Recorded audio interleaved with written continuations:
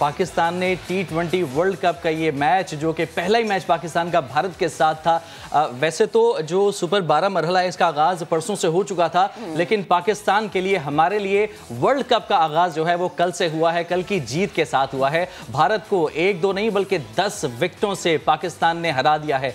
बहुत ज़बरदस्त किस्म की बॉलिंग की, शानदार किस्म की फील्डिंग की, और फिर बाबर आजम और रिजवान आए और भारतीय बॉलर्स के छक्के छुड़ा दिए। आखिर तक दोनों डटे रहे। 152 रन का हदफ 18वें ओवर में ही हासिल कर लिया कप्तान बाबर ने। नॉट आउट 68 और रिजवान ने नाकाबिले शिकस्त 79 रन बनाए। दुबई के मैदान में शाहीन आफरीदी ने, बल्कि मैं कहूंगी शाहीन जबरदस्त आफरीदी ने ऊंची उड़ान भरी, गेंदबाजी का लोहा मनवाया। रोहित शर्मा और एल राहुल और विराट कोहली को पवेलियन का रास्ता दिखाया। और जैसे जैसे आउट हो रहे थे ना, आप यकीन करें, एक अजीब सी खुशी मिल रही थी, एक अजीब सा सुकून मिल रहा था। पाकिस्तानी होने पे मजीद फख्र महसूस हो रहा था। और जब स्टेडियम में नारे लगे, पाकिस्तान जिंदाबाद, पाकिस्तान मैच जीतेगा, शाहीन जिंदाबाद, मतलब अपने मुल्क की खुशी तो अलग, हमारे तो मुल्क में ठीक है, हम खुशियां मनाते हैं, लेकिन जब किसी बाहर के मुल्क में ऐसा होना तो क्या ही माहौल होता है। हमारे साथ मौजूद है शेख साहब, शेख रशीद साहब हमें ज्वाइन कर चुके हैं। शेख साहब, बेहद शुक्रिया वक्त देने के लिए। Good morning. आज की तो मॉर्निंग माशाल्लाह इतनी एनर्जेटिक सबकी हुई है, इतनी खुशी भरी हुई है। मुझे याद है कि आपने कहा था प्रेस कॉन्फ्रेंस में कि जब भी पाकिस्तान भारत का मैच होता है मैं हमेशा लाइव देखने जाता हूँ। इस दफा आप मसरूफियत की वजह से नहीं जा पाए। कल आपने मैच देखा, बताएगा जज्बात क्या थे? शुरू में लग क्या रहा था कि क्या होने जा रहा है? मेरा तो दिल कह रहा था कि इंशाल्लाह जीतेंगे। मैंने तो पहले ही इंतजाम जीत के कर दिए थे। सारे शहर और इस्लामाबाद में मुझे पता था कि दुनिया किस तरह निकलेगी, कीड़ियों की तरह कंटेनर हटाए और उनके लिए खुले रास्ते दिए, और ये फतेह अजीम थी। और हिंदुस्तान में देखें कि उनके क्रिकेटर के घरों में पथराव हो रहा था और इंडिया में सफ़े मातम बिछी हुई थी। 15 दिन से वो हमें हकीर और तहकीर समझ के कह रहे थे कि इनसे खेलना ही नहीं चाहिए, ये हमारे लेवल की टीम ही नहीं है। और उनको चने चबाए हैं, धूल चाटी है उन्होंने। और हमारा तो फाइनल कल ही हो गया जी, बाकी किसी की दिलचस्पी ये चीज़ बिल्कुल लगी रही।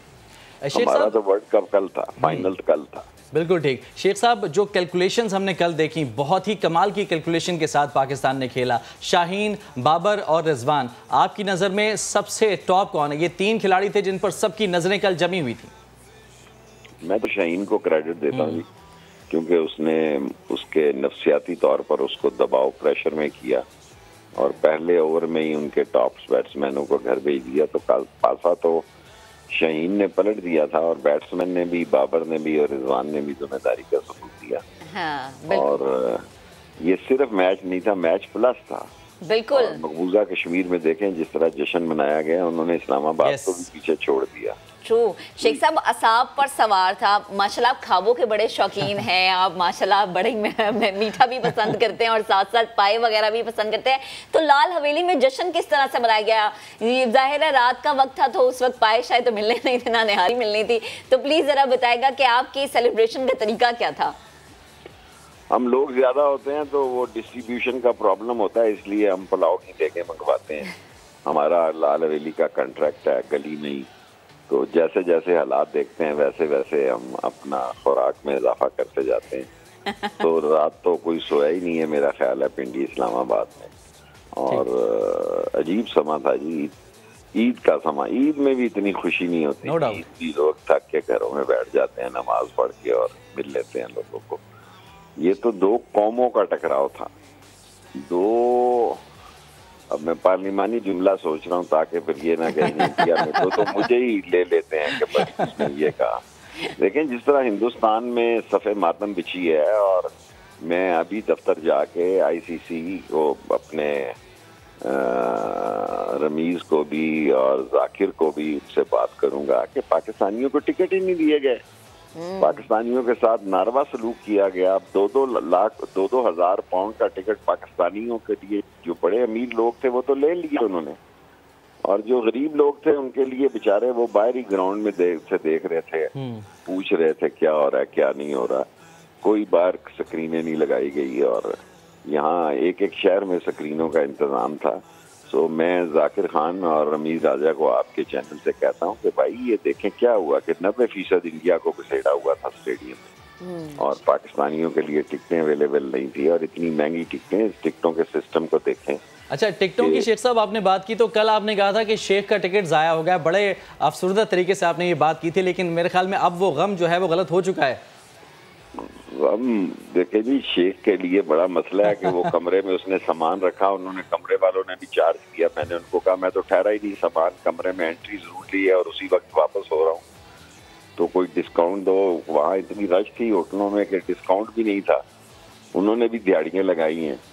लेकिन ना कल तो उनका बिजनेस के दिन थे, उन्होंने कमरे नहीं मिल रहे थे, फिर उन्होंने कमरे के मेरे पैसे भी चार्ज कर लिए, टिकट भी लग गया मेरे ऊपर। तो अच्छा नुकसान है, कोई बात नहीं, जीत की खुशी में भूल गया हूँ ये गम, वरना 1-2 दिन तो मैं इसके प्रेशर में रहता कि भाई खाया पिया कुछ नहीं, गिलास तोड़ा 12 आने में। चलें कोई नहीं शेख साहब, वही जो जीत हमें नसीब हुई है ना, उससे सारे गम एक तरफ कर दिए। अब जरा अगर हम भारतीय रवैये की बात करें, कल हमने देखा भारतीय मीडिया और जिस तरह से पाकिस्तानियों को या मुसलमानों को बुरे अल्फाज से मीडिया पर, सोशल मीडिया पर नवाजा जा रहा था, ये अक्कासी करते उनकी छोटी ज़हनियत की।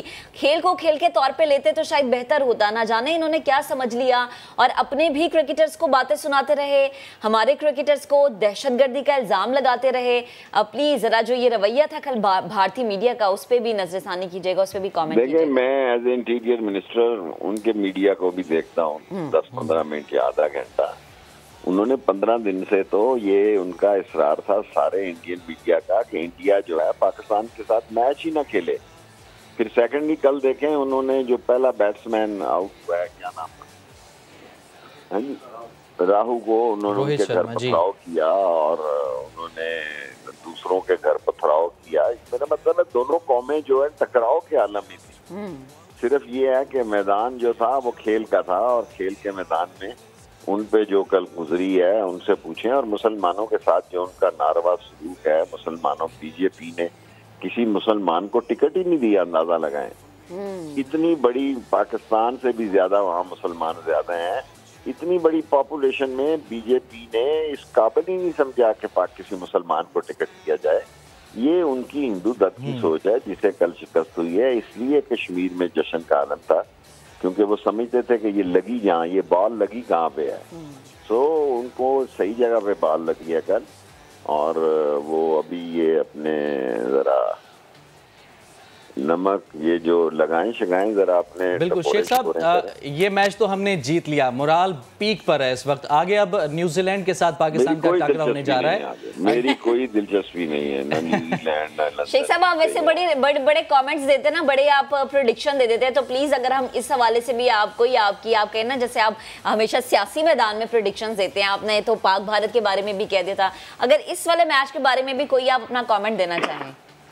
मैं तो वर्ल्ड कप जीत आया हूँ, हमारी कौम ने तो वर्ल्ड कप जीत आया। बाकी मैच होंगे, मैराथन रेस के मैच हैं, क्या दिलचस्पी होगी। और कल देखे ना वहाँ जो हजूम था, जमे गफीर था कि स्टेडियम छोटा पड़ गया।